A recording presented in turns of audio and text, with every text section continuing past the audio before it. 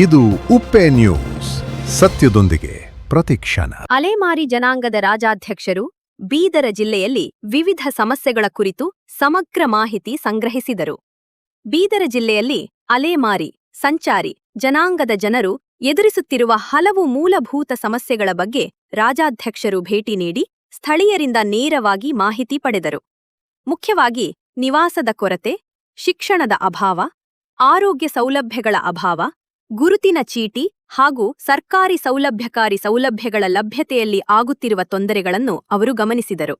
ಈ ಸಂದರ್ಭದಲ್ಲಿ ಅವರು ಸಂಬಂಧಿತ ಅಧಿಕಾರಿಗಳೊಂದಿಗೆ ಚರ್ಚಿಸಿ ಸಮಸ್ಯೆಗಳ ಶೀಘ್ರ ಪರಿಹಾರಕ್ಕಾಗಿ ಕ್ರಮ ಕೈಗೊಳ್ಳುವಂತೆ ಸೂಚಿಸಿದರು. ಜೊತೆಗೆ ಸರ್ಕಾರದಿಂದ ದೊರೆಯುವ ವಿವಿಧ ಯೋಜನೆಗಳು ಅಲೆಮಾರಿ ಜನಾಂಗದವರಿಗೆ ಸರಿಯಾಗಿ ತಲುಪುವಂತೆ ಕ್ರಮ ಕೈಗೊಳ್ಳಬೇಕೆಂದು ಒತ್ತಾಯಿಸಿದರು.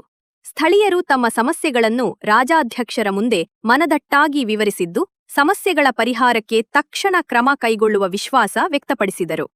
ಕಲ್ಯಾಣ ಕರ್ನಾಟಕ ಗೊಂಡ ಒಕ್ಕೂಟದ ಸಂಸ್ಥಾಪಕ ಕಾರ್ಯದರ್ಶಿಗಳಾದ ಬಾಲಾಜಿ ಜಬಾಡೆ ಅವರು ಉಪಸ್ಥಿತರಿದ್ದರು. ಈಗಾಗಲೇ ಅಲೆಮಾರಿ ನಿಗಮದ ಅಧ್ಯಕ್ಷರಾದಂತಹ ಪಲ್ಲವಿ ಮೇಡಮ್ ಅವರು ಬೀದರ್ ಜಿಲ್ಲೆಗೆ ಆಗಮಿಸಿದರೆ, ಅವ್ರ ಜೊತೆ ಒಂದು ಬೀದರ್ ಜಿಲ್ಲೆ ಬೆಂಗಳೂರಿಂದ ಇವತ್ತೇನಾದರೂ ಯಾವೇ ಒಂದು ರಾಜ್ಯಾಧ್ಯಕ್ಷರಾಗಲಿ ನಿಗಮಾಧ್ಯಕ್ಷರಾಗಲಿ ಬೀದರ್ ಬರಬೇಕಾದ್ರೆ ಟ್ರೈನಲ್ಲಿ ಬಂದರೆ 12 ಗಂಟೆ, ಗಾಡಿಯಲ್ಲಿ ಬಂದರೆ 16 ಗಂಟೆ ಆಗ್ತದೆ. ಆದರೂ ಕೂಡ ಬೀದರಲ್ಲಿ ವಿಶೇಷ ಕಾಳಜಿ ವಹಿಸ್ಕೊಂಡು ಇರೋದಂದ್ರೆ ಬೆಂಗಳೂರಿಂದ ಮೇಡಮ್ ಅವರು 1 ವರ್ಷದ ಹಿಂದೆ ಬಂದಿದ್ದರು. ಆದರೆ ಜನ ಏನು ಮಾಡ್ತಾರೆ, ಬಂದ ಎಲ್ಲೋ ಅಧಿಕಾರಿಗಳು ಹೇಳಿ ಬಿಡ್ತಕ್ಕಂಥ ಕೆಲಸ ಮಾಡ್ತಾರೆ ಯಾರ್ಯಾವ ನಿಗಮಾಧ್ಯಕ್ಷರಾದರು. ಆದರೆ ಪಲ್ಲವಿ ಮೇಡಮ್ ಆಗಿಲ್ಲ. ಏನದಂದ್ರೆ ಇಲ್ಲಿ ಬಂದಾಗ ಆ ಕಾರ್ಯರೂಪಕ್ಕೆ ಏನು ಚಟುವಟಿಕೆಗಳು ಮಾಡಿದ್ರು ಅಧಿಕಾರಿಗಳು ಹೇಳಿದ್ರು, ಕಾರ್ಯರೂಪಕ್ಕೆ ಬಂದ ಇಲ್ಲ ಅಂತ ಹೇಳಿ ನೋಡ್ತಕ್ಕಂಥ ಮತ್ತೊಮ್ಮೆ ನಾನು ಎಜುಕೇಶನ್ ಮಾಡಕ್ಕೆ ಬಂದಂಥ ಅಲೆಮಾರಿ ನಿಗಮದ ಅಧ್ಯಕ್ಷರಾದ ಪಲ್ಲವಿ ಮೇಡಮ್ ಜೊತೆ ಒಂದೆರಡು ಶಿಕ್ಷಕ ಮುಖಾಂತರ ಒಂದೆರಡು ಮಾತಾಡ್ತಾರೆ. ಮೇಡಮ್ ಅವರೇ, ನಿಮ್ಗೆ ಬೀದರ್ ಫಸ್ಟ್ ಮೊದಲಿಗೆ ಬೀದರ್ಗೆ ನಿಮ್ಗೆ ಆರ್ಥಿಕವಾಗಿ ಸ್ವಾಗತ. ಅದೇ ಮೇಡಮ್, ಈಗ ನೀವು ಅಲೆಮಾರಿ ಬಗ್ಗೆ ಏನೇನು ಬೀದರ್ದಿಂದ ಏನು ಡೆವಲಪ್ ಮಾಡ್ಬೇಕಂತ ಹೇಳ್ತೀರಿ? ಈಗ ಅವರದೆಲ್ಲ ಅಲೆಮಾರಿ ಇದ್ದಾರೆ, ರಾಜಗೊಂಡ, ಪಾರ್ಸಿ ಜನ ಇದ್ದಾರೆ.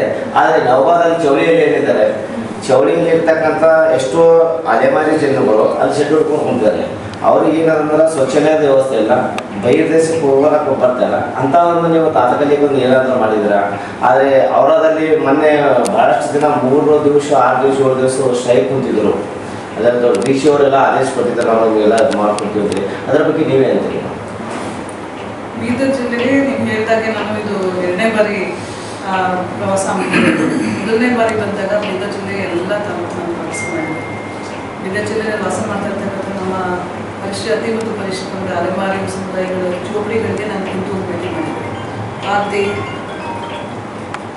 ಕುರುಗಾಡಿಸಿದ್ದು, ಸಿಂಧೂಳು, ಮಾಂಗಾರಡಿ, ರಾಜಕೊಂಡ, ಉಂಡ, ಕೊರಮ, ಕೊರಚ, ಕೊರವ, ಇದೆಲ್ಲ ಕೊರವ ಅಂತ ಹೇಳ್ತೀವಿ. ಈ ರೀತಿ ಬಹುತೇಕ ಸಮುದಾಯಗಳು ನಮ್ಮ ಅದರಲ್ಲೂ ST ಅಲೆಮಾರಿಗಳು ಇಲ್ಲಿ ಬಹಳಷ್ಟು ಕಂಡುಬರ್ತಾರೆ.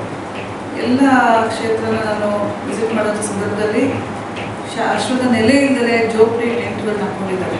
ಎಲ್ಲೆಲ್ಲಿ ಸರ್ಕಾರಿ ಭೂಮಿ ಸಿಗುತ್ತೆ, ಎಲ್ಲೆಲ್ಲಿ ಖಾಸಗಿ ಭೂಮಿ ಖಾಲಿ ಇರುತ್ತೆ, ಯಾರು ಬಳಸ್ಕೊಳ್ಳದೆ ಇರೋಂಥ ಕಡೆ ಎಲ್ಲ ಪಾಪ ನಮ್ಮ ಜನ ಅಲೆಮಾರಿಗಳು ಜೋಪಡಿ ಟೆಂಟ್ಗಳನ್ನ ಹಾಕ್ಕೊಂಡು ವಾಸ ಮಾಡ್ತಾ ಇರ್ತಕ್ಕಂಥದ್ದು. ಬಟ್ ಕಳೆದ ಬಾರಿ ನಾನು ಬಹಳ ಕಠಿಣವಾಗಿಯೇ ನಮ್ಮ ಎಲ್ಲ ಅಧಿಕಾರಿಗಳಿಗೆ ಸೂಚನೆ ಕೊಟ್ಟಿದ್ದೆ. ಕೂಡಲೇ ಎಲ್ಲಿ ಸರ್ಕಾರಿ ಭೂಮಿ ಇದೆ ಅದನ್ನು ಗುರುತಿಸ್ಬಿಟ್ಟು ನಮ್ಮ ನಿವೇಶನದಲ್ಲಿದ್ದ ಅಲೆಮಾರಿ ಸಮುದಾಯದವರಿಗೆ ಹಂಚಿಕೆ ಮಾಡಬೇಕು, ವಸತಿ ನಿರ್ಮಾಣ ಮಾಡ್ಕೊಳ್ಳಿಕ್ಕೆ.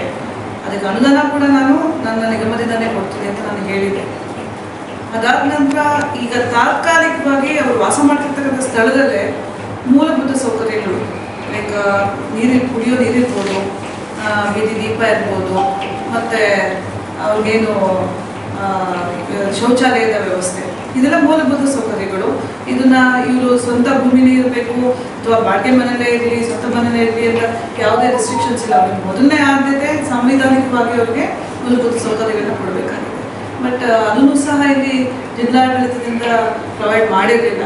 ಅದನ್ನು ನಾನು ಭಾಳ ಖಡಕ್ಕಾಗಿ ಹೇಳಿದ್ದೇವೆ. ಬಟ್ ಈ ಸಾರಿ ನಾನು ಇಲ್ಲಿಗೆ ಬರೋದಕ್ಕೆ ಕಾರಣ ಏನು ಅಂದರೆ, ಸುಮಾರು ನಾನು ಬಂದೋದ ನಂತರ ಸಾಕಷ್ಟು ಜಿಲ್ಲೆಯಿಂದ ಮನವಿ ಪತ್ರಗಳು ನನಗೆ ಬಂದಿದೆ. ನಾವು ಬಂದು ಏನೆಲ್ಲ ಅವ್ರಿಗೆ ನಮ್ಮ ಅಧಿಕಾರಿಗಳಿಗೆ ಸೂಚನೆ ಕೊಟ್ಟು ಹೋಗಿದ್ವಿ, ಯಾವುದೇ ಕೆಲಸ ಕಾರ್ಯಗಳನ್ನು ಪ್ರಗತಿ ಸಾಧಿಸಿಲ್ಲ. ಮತ್ತು ನಮ್ಮ ನಿಗಮದ ವತಿಯಿಂದ ಕೊಟ್ಟಿರ್ತಕ್ಕಂಥ ಯೋಜನೆಗಳನ್ನು ಸಹ ಸರಿಯಾದ ರೀತಿಯಲ್ಲಿ ಅನುಷ್ಠಾನ ಮಾಡಿಲ್ಲ, ಜನಸಾಮಾನ್ಯರಿಗೆ ತಲುಪಿಸುವಂಥ ಕೆಲಸ ಆಗಿಲ್ಲ. ಲೀಡ್ ಬ್ಯಾಂಕ್ನಲ್ಲಿ ಏನು ಬ್ಯಾಂಕ್ ಲಿಂಕ್ ಪ್ರೋಗ್ರಾಮ್ಸ್ ಇದೆ ಅದನ್ನು ಸರಿಯಾದ ರೀತಿಯಲ್ಲಿ ಜಾರಿ ಮಾಡಿಲ್ಲ. ಹಣನ ಬಳಕೆ ಮಾಡ್ಕೊಳ್ಳಿ ಅಂತ ನಮ್ಮ ಸರ್ಕಾರ ಬಿಡುಗಡೆ ಮಾಡಿರೋದು, ಆ ಹಣನೇ ಬಳಕೆ ಆಗಿಲ್ಲ ಅಂತಂದರೆ, ಅನುಷ್ಠಾನನೇ ಆಗಿಲ್ಲ ಅಂದರೆ ಉದ್ದೇಶ ಈಡೇರೋದಿಲ್ಲ, ಮತ್ತು ನಮ್ಮ ಅಲೆಮಾರಿ ಸಮುದಾಯದವರು ಮುನ್ನೆಲೆಗೆ ಬರಲಿಕ್ಕೆ ಆಗೋದಿಲ್ಲ.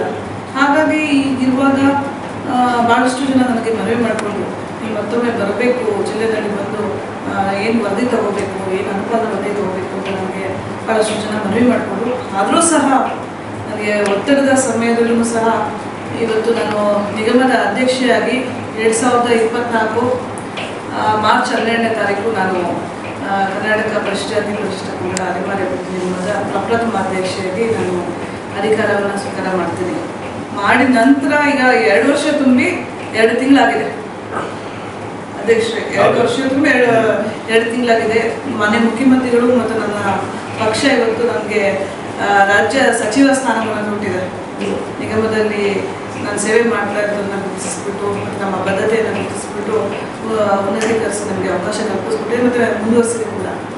ಈ ಸಂದರ್ಭದಲ್ಲಿ ಈಗಾಗಲೇ ಏನು ನಮ್ಮ ರಾಜ್ಯದ 31 ಜಿಲ್ಲೆ ಇದೆ, 31 ಜಿಲ್ಲೆಗಳಲ್ಲಿ ಈಗಾಗಲೇ 30 ಜಿಲ್ಲೆಗಳನ್ನು ನಾವು ಎಲ್ಲ ವಿಧಾನಸಭಾ ಕ್ಷೇತ್ರಗಳ ಭೇಟಿ ಮಾಡಿ ಅಲ್ಲಿರತಕ್ಕಂಥ ಸಮಸ್ಯೆಗಳನ್ನು ಹುಡುಕಿ ಪರಿಹಾರವನ್ನು ಕೂಡ ಕಂಡುಕೊಳ್ಳುವಂಥ ಕೆಲಸ ಈಗಾಗಲೇ ಬಹುತೇಕ ಎಲ್ಲ ಜಿಲ್ಲೆಗಳಲ್ಲೂ ನಮ್ಮ ಸಮಾಜ ಕಲ್ಯಾಣ ಇಲಾಖೆ ಅಧಿಕಾರಿಗಳಾಗಿರ್ಬೋದು, ಜಿಲ್ಲಾಡಳಿತ ಅಡಿಯಲ್ಲಿ ಬರ್ತಕ್ಕಂಥ ಯಾವುದೇ ಇಲಾಖೆ ಅಧಿಕಾರಿ ವರ್ಗದವರಾಗಿರ್ಬೋದು ಬಹಳ ಚೆನ್ನಾಗಿ ಬಹಳ ಮುತುವರ್ಜಿಯಿಂದ ನಮ್ಮ ಅಲೆಮಾರಿಗಳ ಕೆಲಸವನ್ನು ಆದ್ಯತೆ ಮೇರೆಗೆ ಮಾಡ್ತಾ ಇದ್ದಾರೆ. ಆದರೆ ಇಲ್ಲಿ ಯಾಕೋ ಕೆಲವು ಸ್ವಲ್ಪ ನಮ್ಮ ಬೀದರ್ ಜಿಲ್ಲೆ ನಮ್ಮ ಕರ್ನಾಟಕ ರಾಜ್ಯದ ಕಿರೀಟ ಇದು ಅಲ್ವಾ. ಬೀದರ್ ಜಿಲ್ಲೆ ಅಂದ್ರೆ ನಮ್ಮ ಕರ್ನಾಟಕ ರಾಜ್ಯದ ಶಿರ ಇದ್ದ ಹಾಗೆ, ಶಿರ ಇದೆ. ಇವತ್ತು ಬೀದರ್ ಜಿಲ್ಲೆಯಲ್ಲಿ ವಿಳಂಬ ಆಗ್ತಾ ಇರೋದನ್ನು ನಾನು ಕಂಡುಕೊಂಡಾಗ ನನಗೆ ಬಹಳ ನೋವಾಯಿತು ಮತ್ತು ಬೇಸರ ಕೂಡ ಆಯಿತು. ಅಧಿಕಾರಿಗಳ ಒಂದು ವಿಳಂಬವನ್ನು ನೋಡಿ ನನಗೆ ಬಹಳ ಬೇಸರ ಆಯಿತು. ಹಾಗಾಗಿ ಇವತ್ತು ನಾವು ನಮ್ಮ ಸಮುದಾಯದ ಮುಖಂಡರು ಎಲ್ಲರೂ ಬಂದಿದ್ದೀವಿ. ನಾನು ನಿನ್ನೆ ಕೂಡ ಏನು ನಮ್ಮ ಚೋಳಿ ಕಮಾನ್ನಲ್ಲಿರ್ತಕ್ಕಂಥ ಸಿಂಧೋಳು, ಮಾಂಗಾರುಡಿ 84 ಕುಟುಂಬಗಳು ವಾಸ ಮಾಡ್ತಿರ್ತಕ್ಕಂಥ ಕಾಲೋನಿ ನಾನು ಭೇಟಿ ಮಾಡಿದೆ. ಕಳೆದ ಬಾರಿ ನಾನು ಭೇಟಿ ಮಾಡಿದಾಗ ಅವ್ರ ಪರಿಸ್ಥಿತಿ ಹೇಗಿತ್ತೋ ಇವತ್ತು ಕೂಡ ಹಾಗೆ ಇತ್ತು. ಅವರಿಗೆ ಕುಡಿಯೋ ನೀರಿನ ಒಂದು ವ್ಯವಸ್ಥೆ ಮಾತ್ರ ಇದೆ, ಒಂದು ನಲ್ಲಿ ಹಾಕೊಟ್ಟಿದ್ದಾರೆ. ಅದು ಬಿಟ್ರೆ ಹೇಳ್ತೀನಿ ಏನು ಅಂದ್ರೆ ನಮ್ಮ ಅಲೆಮಾರಿ ಸಮುದಾಯದವರಿಗೆ ಧ್ವನಿ ಇಲ್ಲ ಅಂತಂದ್ರೆ ಮಾತಾಡ್ಲಿಕ್ಕೆ ಬರೋದಿಲ್ಲ ಅಂತಲ್ಲ, ಅವರ ಪರವಾಗಿ ಅವರ ಹಕ್ಕುಗಳನ್ನ ಕೊಡಿಸ್ಲಿಕ್ಕೆ ರಾಜಕೀಯ ಪ್ರತಿನಿಧಿ ಇಲ್ಲ, ಶಾಸಕರಿಲ್ಲ, MP ಇಲ್ಲ, ಜಿಲ್ಲಾ ಪಂಚಾಯತ್ ಲೋಕಲ್ ಬಾಡಿ ಇದೆಯಾ, ಅಲ್ಲೂ ಕೂಡ ರಾಜಕೀಯ ಪ್ರತಿನಿಧಿಗಳಿಲ್ಲ. ಮತ್ತು ನಮ್ಮ ಜನಕ್ಕೆ ಶಿಕ್ಷಣ ಇಲ್ಲ. ಶಿಕ್ಷಣ ಒಂದು ತಿಳುವಳಿಕೆ ಇತ್ತು ಅಂತಂದ್ರೆ ನಮ್ಮ ಹಕ್ಕುಗಳನ್ನ ನಾವು ಹೇಗೆ ಪಡ್ಕೋಬಹುದು ಅನ್ನೋ ಒಂದು ಅವ್ರಿಗೆ ಜಾಗೃತಿ ಇರುತ್ತೆ.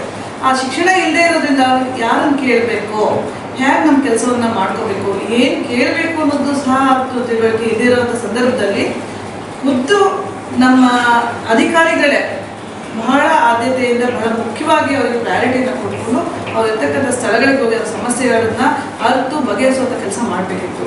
ಎಲ್ಲೋ ಒಂದು ಕಡೆ ಇವರೆಲ್ಲ ಅದರಲ್ಲಿ ವಿಫಲರಾಗಿದ್ದಾರೆ ಅಂತ ನಾನು ಹೇಳಿಕೆ ಇಷ್ಟಪಡ್ತೇನೆ.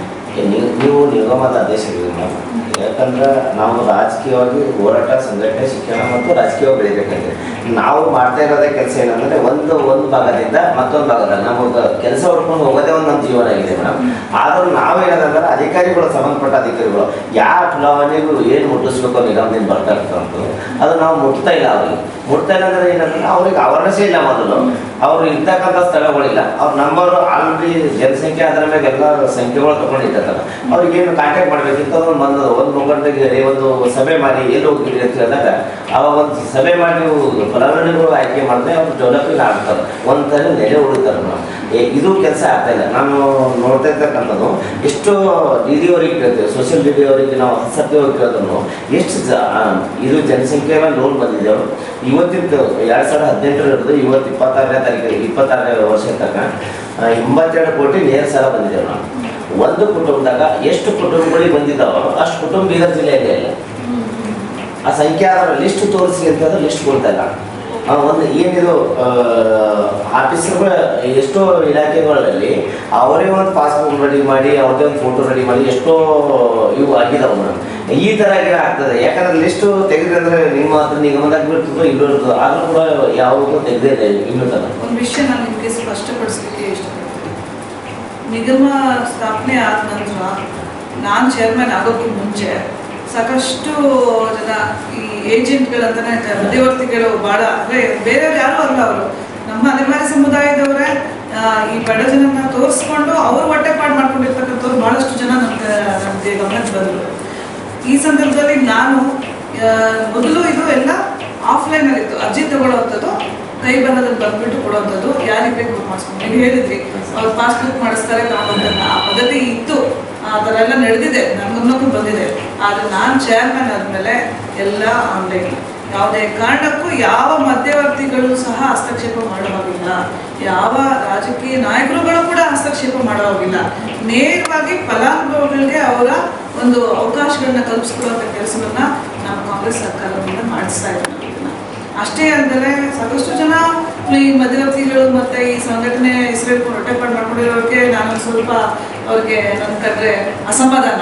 ಯಾಕೆಂತಂದ್ರೆ ಅವರ ಒಂದು ಒಂದು ಆಮೇಲೆ ನೀವು ಹೇಳಿದ್ರಿ ಅಧಿಕಾರಿಗಳ ವಿಚಾರ ಹೇಳಿದ್ರಿ. ಈಗ ಅನಿರ್ದಿಷ್ಟಾವಧಿಯಲ್ಲಿ ಅಧಿಕಾರಿಗಳು ಆಗಾಗ್ಗೆ ವರ್ಗಾವಣೆ ಆಗ್ತಾ ಇರೋದ್ರಿಂದ ಈ ಎಲ್ಲ ಒಂದು ಸಮಸ್ಯೆಗಳು ಕ್ರಿಯೇಟ್ ಆಗಿರ್ತದೆ. Definitely data should be transparent. ಯಾವುದೇ ಒಂದು ಮಾಹಿತಿಯನ್ನ ನಾವು ಕೇಳಿದಾಗ ಕಡ್ಡಾಯವಾಗಿ ಕೊಡಲೇಬೇಕಾಗುತ್ತೆ. ಆ ರೀತಿ ಏನಾದ್ರು ನ್ಯೂನತೆಗಳು ನಡೆದಿದ್ರೆ ನಾನು ಖಂಡಿತವಾಗ್ಲೂ ನಿರ್ದೇಶನ ಕೊಡ್ತೇನೆ ಇವತ್ತು ಅಧಿಕಾರಿಗಳಿಗೆ. ನಿಮಗೆ ಪ್ರತಿಯೊಂದು ಮಾಹಿತಿಯನ್ನು ಕೊಡ್ಬೇಕು. ಅದ್ರಲ್ಲಿ ಮುಚ್ಚುಮರೆ ಏನಿದೆ, ಸರ್ಕಾರ ಏನಕ್ಕೆ ಕೊಡ್ತಾ ಇದೆ, ನಮ್ಮ ಜನಾಂಗದವ್ರನ್ನ ಮುಖ್ಯವಾಗಿ ತರಬೇಕು ಅಂತ. ಇಲ್ಲ ಮೇಡಮ್, ನೀವು ಈಗ 3 ದಿವಸ ಇಂದು ಇಲ್ಲಿ ಬೀದರ್ ಜಿಲ್ಲೆ ಬಂದಿರಿ, ಭಾಳ ಒಂದು ಒಳ್ಳೆ ಕೆಲಸ ಮಾಡ್ತಾ ಇದ್ರಿ. ಇದು ಒಳಗೆ ಒಂದು ಗೋಲ್ಮಾಲ ಆಗ್ತಾ ಇದೆ. ಈಗ ನೀವು ಡಿಜಿಟಲೀಕರಣ ಯಾವಾಗ ಆಗಿದೆ, ಆನ್ಲೈನ್ ಯಾವಾಗ ಆಗಿದೆ, ಅದೋ ಒಂದು ಲಿಸ್ಟ್ ತಗೊಂಡ್ರೆ ಮುಂದೆ ಇವ್ರಿಗಾದ್ರೆ ಈಗ ಚಿಕ್ಕವರಿಗೆ ಏನಾದ್ರು ನೀವು ಅಂದಂಗೆ ಯಾರು ಮಧ್ಯವರ್ತಿ ಗೊತ್ತಿದ್ರೆ ಅದಕ್ಕೊಂದು ಸಪ್ರೇಟ್ ಒಂದು ಆಫೀಸ್ ಇಲ್ಲ. ಈಗೆಲ್ಲ ವಾಲ್ಮೀಕಿ ಎಲ್ಲ ಅದಾಗೆ ಬರ್ತೀವಿ ಮೊದಲು, ಈಗೆಲ್ಲ ವಾಲ್ಮೀಕಿ ಸಪ್ರೇಟ್ ಆಗಿದೆ, ಪ್ರಶಿಷ್ಟ ಮಂಗಳ, ಹಿಂಗೆ ಒಂದು ಸಪ್ರೇಟ್ ಒಂದು ಆಫೀಸ್ ಮಾಡಿದ್ರೆ ಏನಾಗ್ತದೆ. ಒಂದು ವಿಚಾರವನ್ನ ಬಹಳ ಸೂಕ್ಷ್ಮವಾಗಿ ನೀವು ಗಮನಿಸಬೇಕಾಗುತ್ತೆ. ಬೇರೆಲ್ಲ ನಿಗಮದ ಯೋಜನೆಗಳನ್ನ ಅನುಷ್ಠಾನ ಮಾಡ್ತಕ್ಕಂಥದ್ದು, ಆಯ್ಕೆ ಮಾಡ್ತಕ್ಕಂಥದ್ದು ಆಯಾ ಕ್ಷೇತ್ರ, ವಿಧಾನಸಭಾ ಕ್ಷೇತ್ರದ ಶಾಸಕರಾಗಿದ್ದಾರೆ ಎಲ್ಲ ನಿಗಮದ ಯೋಜನೆಗಳನ್ನ. ಆದರೆ ನಮ್ಮ ಪರಿಷ್ಠಾತಿ ಪರಿಷ್ಠ ಪಂಗಡದ ಅಲೆಮಾರಿಗಳ ಏನು ಯೋಜನೆಗಳನ್ನ ನಮ್ಮ ಸರ್ಕಾರ ಕೊಡ್ತಾ ಇದ್ದೀವಿ ಅದನ್ನ ಅನುಷ್ಠಾನ ಮಾಡೋದು ಯಾರು? ಮಾನ್ಯ ಜಿಲ್ಲಾಧಿಕಾರಿಗಳು, ಜಿಲ್ಲಾ ದಂಡಾಧಿಕಾರಿಗಳು. ಜಿಲ್ಲಾಧಿಕಾರಿಗಳೇ, ಆಯಾ ಜಿಲ್ಲೆಯ ಜಿಲ್ಲಾಧಿಕಾರಿಗಳೇ ಅನುಷ್ಠಾನ ಸಮಿತಿ ಅಧ್ಯಕ್ಷರಾಗಿರ್ತಾರೆ.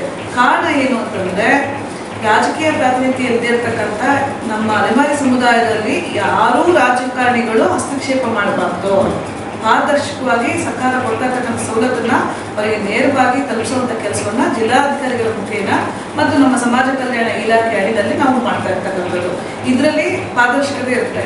ಇಲ್ಲಿ ಇವರು ಶಾಸಕರಾದ್ರೆ ಒತ್ತಡ ಇರುತ್ತೆ. ಅವ್ರಿಗೆ ಕೆಲಸ ಮಾಡಿರ್ತಕ್ಕಂಥ ಕಾರ್ಯಕರ್ತರಿರ್ಬೋದು, ಇಲ್ಲ ಪಕ್ಷದ ಕಾರ್ಯಕರ್ತರಿರ್ಬೋದು, ಅಭಿಮಾನಿಗಳಿರ್ಬೋದು, ಅವ್ರು ನಮ್ದೊಂದು ಕೇಸ್ ಮಾಡಿ ಅಂತಾರೆ, ಶಾಸಕರಿಗೆ ಒತ್ತಡ ಇರ್ತಾರೆ. ಆ ರೀತಿ ಈ ಅವಕಾಶನೇ ಸಿಗದಿರ್ತಕ್ಕಂಥ ಅಲೆಮಾರಿಗಳ ವಿಚಾರದಲ್ಲಿ ಆಗಬಾರ್ದು ಅನ್ನೋ ಒಂದು ದೂರದೃಷ್ಟಿಯಿಂದ ಮಾನ್ಯ ಸಿದ್ದರಾಮಯ್ಯನವರು ನನ್ನ ಹೋರಾಟ ಮತ್ತು ನನ್ನ ಸಮುದಾಯದ ಸಂಘಟನೆಗಾರರ ಹೋರಾಟ ಅಂತ ನಾನು ಬಹಳ ಹೆಮ್ಮೆಯಿಂದ ಹೇಳ್ಕೊಳ್ಳಿಕ್ಕೆ ಇಚ್ಛೆಪಡ್ತೀನಿ. ಸಾಕಷ್ಟು ಹೋರಾಟ ಮಾಡಿ ನಾವು ಇದನ್ನ ಪಾಲಿಸಿ ಮಾಡಿಸಿರೋದು. ಜಿಲ್ಲಾಧಿಕಾರಿಗಳಿಂದಲೇ ಅನುಷ್ಠಾನ ಆಗಬೇಕು. ನಾನು ಸಹ ಇದುವರೆಗೂ ಚೇರ್ಮನ್ ಆದಮೇಲೆ ಯಾವುದೇ ಜಿಲ್ಲಾಧಿಕಾರಿಗಳಿಗೆ ಕರೆ ಮಾಡಿ ಈ ಒಬ್ರು ಕ್ಯಾಂಡಿಡೇಟ್ನ ಆಯ್ಕೆ ಮಾಡಿದ್ದು ನಾನು ರೆಕಮೆಂಡ್ ಮಾಡಿಲ್ಲ. ಹಸ್ತಕ್ಷೇಪ ಮಾಡಬಾರ್ದು, ಅದು ಪಾರದರ್ಶಕ ಹೋಗ್ಬಿಟ್ಟಿದ್ದಾರೆ. ನೀವು ಪಾರದರ್ಶಕ ಮಾಡ್ಬೇಕಂತಿದ್ರೆ ನೀವು ಒಂದು ಅಧ್ಯಕ್ಷರಾಗಿರೋದ್ರೆ ನಮ್ದೊಂದು ಮನವಿದೆ ಮೇಡಮ್. ಏನಂದ್ರೆ ಅಲೆಮಾರಿಗೆ ಒಂದು ಸಪ್ರೇಟ್ ಒಂದು ಆಫೀಸ್ ಆದರೆ ಇದು ನಮ್ಮದೇ ಆಫೀಸ್ ಅಂತ ಇರ್ತದೆ. ಯಾವಾಗಾದ್ರೂ ಬಂದಾಗ ಏನಾಗ್ತದೆ, ಯಾರಾದರೂ ಈಗ ಊರಿಗೆ ಹೋಗ್ತಾರೆ, ವರ್ಷಕ್ಕೆ 6 ತಿಂಗಳು 3 ತಿಂಗಳು ಬರ್ತಾರೆ, ಆ ಆಫೀಸಲ್ಲಿ ಹೋದಾಗ ಅಲೆಮಾರಿ ನಾವು ಇದ್ದೇವ್ರಿ, ನಮ್ದು ಯಾವಾಗ ಊರು ಬರ್ತಾರೆ ಅಂತ ಕೇಳ್ತಕ್ಕಂಥ ಒಂದು ಯೋಜನೆ ಯಾವಾಗ ಬರ್ತಾರೆ ಅಂತ ಕೇಳ್ತಾರೆ. ಇವಾಗ ಸೋಷಿಯಲ್ ಹೆಲ್ಪರ್ ಹೋದಾಗ ಏನಾದ್ರೆ ಅಲ್ಲಿ ಭಾಳಷ್ಟು ಇವರು ನಿಗಮಗಳು ಬರ್ತವೆ. ಅಲ್ಲಿ ಹೋದಾಗ ಅವ್ರಿಗೆ ಏನೋ ಸ್ಕಾಲರ್ಶಿಪ್ ಕೊಡ್ತಾರೆ, ನಮ್ದು ಕೇಳಕ್ ಹೋದಾಗ ಆಫೀಸರ್ ಇಲ್ಲ ಅಂತ ಕೇಳ್ಬಿಡ್ತಾರೆ. ಸೂಕ್ತವಾಗಿದೆ. ಆಲ್ರೆಡಿ ನಾನು ಬೋರ್ಡ್ ಮೀಟಿಂಗ್ ನಲ್ಲಿ ನಿರ್ಣಯವನ್ನು ತಗೊಂಡು ಈಗ ಪ್ರಸ್ತಾವನೆಯನ್ನ ಕಳಿಸಿದ್ದೇನೆ. ಇದು FT ನಲ್ಲಿದೆ. FT ಯಾರು ಒಬ್ಬರನ್ನ ಅಪಾಯಿಂಟ್ ಮಾಡ್ಕೋಬೇಕು ಅಂತಂದ್ರೆ ಲೆಕ್ಕಾಚಾರ ಇರುತ್ತಲ್ವಾ, ಅವರಿಗೆ ಸರ್ವೆ ಕೊಡಬೇಕು ಅಂತ, ಕಚೇರಿ ನಿರ್ವಹಣೆ ಮಾಡಬೇಕು ಅಂದ್ರೆ ಅಲ್ಲಿ ತನಕ ಖರ್ಚುಗಳಿರ್ತದೆ. ಅದಕ್ಕೆಲ್ಲ FD ನಲ್ಲಿ ಕ್ಯಾಲ್ಕುಲೇಷನ್ ಮಾಡಿ ಒಂದು ನಿರ್ಣಯ ತಗೊಳ್ಳುವಂಥದ್ದು.